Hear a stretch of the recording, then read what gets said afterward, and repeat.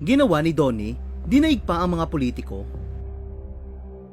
Donnie, ganito pala ang tunay na ugali kapag hindi nakaharap sa kamera.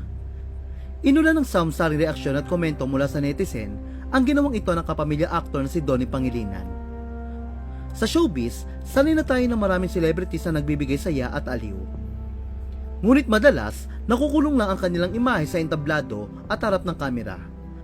May ilan ding artista na tumutulong kapag may kalamidad o malalaking proyekto. Pero karaniwan, pansamantala lang ang kanilang pakikilahok. Ngunit tila naiiba ang estilo ni Donnie. Si Donnie ay anak na kilalang pamilya sa showbiz at politika. Pero pinatunayan niya na kaya niyang bumuo ng sariling pangalan. Nakilala siya sa mga pelikula at teleserye, lalo na sa tambalan nila ni Bel Mariano. At higit pa sa pagiging artista, nakilala siya bilang influencer na ginagamit ang boses at plataforma para magbigay ng inspirasyon sa kabataan. Ngunit itong Huwebes, September 25, muli siyang umani na papuri. Matapos gawin ang isang bagay na hindi inaasahan ng karamihan. Naantig kasi si Donnie sa kwento ng mga kariton vendor na itinampok sa segment ng Laro-Laro Pic ng It's Showtime. Dahil dito, tinawagan mismo ni Donnie si Vice Ganda upang personal na mag-abot ng tulong. Ayon kay Vice, sinabi ni Donnie na hindi raw niya kayang hindi magbigay ng regalo sa mga vendor. Aniya, nadurog ako, hindi ko kinaya yung episode kahapon. May chance pa ba na makita mo sila ulit? Hindi kasi kaya talaga ng kalooban ko.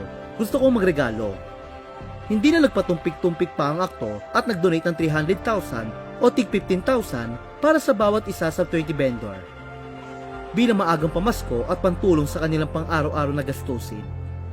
Ayon kay Vice, hindi lang ito ang huling pagkakataon na magbibigay si Donnie ng tulong, kundi umpisa pa lang ito ng mas malawak na pagtulong. Kaya naman hindi napigilan ng netizen ang humanga kay Donnie.